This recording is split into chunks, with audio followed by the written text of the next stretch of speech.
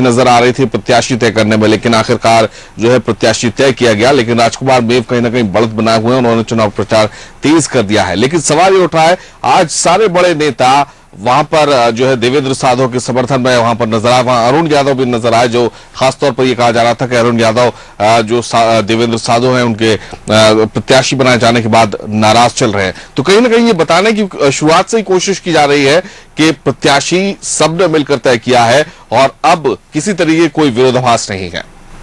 नामांकन के माध्यम से जमशेद कांग्रेस ने कहीं ना कहीं ये बताने की कोशिश की है, जनता को ये संदेश देने की कोशिश की है कि कांग्रेस एकजुट है, कांग्रेस के सभी वरिष्ठ नेता एकजुट हैं और वो एक मंच पर पहुंचकर ये उन्होंने बताने का और ये संदेश देने की कोशिश की है। चाहे बात अरुण यादव की जाए, प्रदेश प्रभारी वीके हरि प्रसाद, कांतिलाल भूरिया, इसके अलावा आला कमान ने सभी वरिष्ठ नेताओं को, प्रदेश के जो भी बड़े नेता हैं उनको ये निर्देश दिए हैं कि वो महेश्वर चुनाव में समय दें और महेश्वर चुनाव में जाकर चुनाव प्रचार करें और कांग्रेस की जीत को सुनिश्चित करें।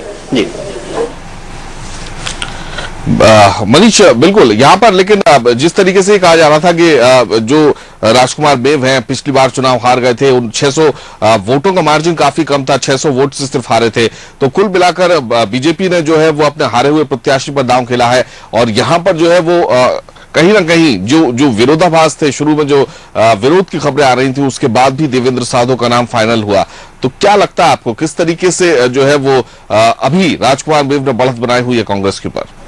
चूंकि राजकुमार मेव को काफी दिन पहले से पार्टी का प्रत्याशी घोषित कर दिया था भारतीय जनता पार्टी ने। भारतीय जनता पार्टी ने करीब एक साल पहले राजकुमार मेव को यह संकेत दे दिए थे कि अगला उपचुनाव उनको लड़ना है और वो क्षेत्र में सक्रिय भी थे। टिकट की यदि बात की जाए तो राजकुमार मेव के नाम पर सहमति भी बनी थी और प्रदेश की जो चुनाव संचालन समिति थी उसमें सिंगल नाम तय हुआ था। इससे कहीं ना कहीं ये पहले से जो प्रायोजित था पार्टी का प्रत्याशी, उसी को टिकट देने की बात कही गई थी।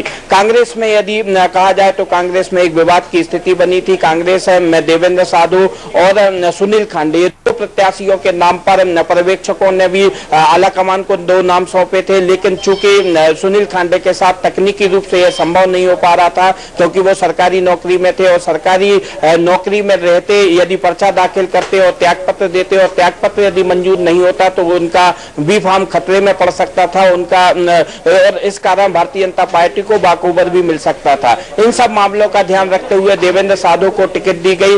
हालांकि उसके बाद आला कमान ने सभी पार्टी के बड़े नेताओं को निर्देश दिए हैं कि वो महेश्वर पहुंचे और एकजुट होकर पूरे चुनाव को लड़ें। शायद आला कमान के इसी निर्देश का अरुण यादव पर असर हुआ है और खुद अरुण यादव पर्चा भराने के लिए और नामांकन दाखिल कराने के लिए आज महेश्वर पहुंचे थे और हो सकता है कि आगे जब चुनाव प्रचार के दौरान प्रदेश के सभी बड़े नेता महेश्वर जाकर चुनाव प्रचार करें, क्योंकि कांग्रेस कहीं ना कहीं ये मानती है कि ये जो कांग्रेस की परंपरागत सीट है, महेश्वर सीट है, उसको कांग्रेस जीत सकती है और एकजुट होकर यदि कांग्रेस एकता का प्रदर्शन करेगी और जनता में ये संदेश देने में सफल रहेगी कि पूरी कांग्रेस एकजुट है, तो निश्चित तौर पर कांग्रेस के लिए कोई बड़ी बात नहीं है कि कांग्रेस उस उपचुनाव को जीत ले। बिल्कुल, लेकिन मनीष, जिस तरीके का हम रणनीति की बात करें, पिछले अगर 3 हम उपचुनावों की बात करें तो वहां पर परिवारवाद हावी रहा जो कि कांग्रेस के लिए नुकसानदायक रहा, चाहे जबीरा हो, चाहे वो सोनकच्छ हो, चाहे कुक्षी हो।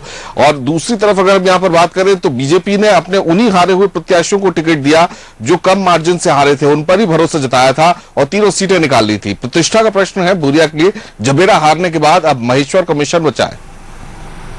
यदि 3 उपचुनाव की बात करें तो कहीं ना कहीं कांग्रेस को झटका लगा था। कांग्रेस तीनों उपचुनाव में हार का सामना करना पड़ा था कांग्रेस में एक और बात रही है जो इस उपचुनाव में भी दोहराई गई है, जो पिछले 3 उपचुनाव के दौरान दोहराई गई थी। तीनों में किसी प्रत्याशी के परिवार वालों को ही टिकट दी गई थी। ये महेश्वर में भी इसका परिपालन किया गया है। महेश्वर में भी विजय लक्ष्मी साधो के बाद उनके भाई देवेंद्र साधो को ये टिकट दिया गया है। चूंकि भारतीय जनता पार्टी ने अपने जो निकटतम प्रत्याशी जो चुनाव में हारे थे उन्हीं पर भरोसा जताया है। इस बार भी जो राजकुमार मेव जो करीब 675 वोट से हारे थे उन्हीं को टिकट दिया गया है। तो कहीं ना कहीं ये मामला काफी फंसा हुआ नजर आ रहा है कि दोनों चुनाव में कांग्रेस हो चाहे भारतीय जनता पार्टी, दोनों का अपने क्षेत्र में प्रभाव है। और बीजेपी के लिए सबसे बड़ी बात यह है कि भारतीय जनता पार्टी का प्रत्याशी नहीं, पूरी सरकार चुनाव लड़ती है। कांग्रेस को इस बात का भरोसा है कि कांग्रेस की वो परंपरागत सीट है है और दोनों अब चुनाव मैदान में हैं, तो कहीं ना कहीं ये तो कहा जा सकता है कि सरकार और पार्टी कांग्रेस दो चुनाव लड़ेंगे और इसके जो परिणाम आएंगे वो काफी दिलचस्प होंगे। चलिए, बहुत शुक्रिया आपका मनीष इस जानकारी के लिए। परिणाम दिलचस्प होंगे।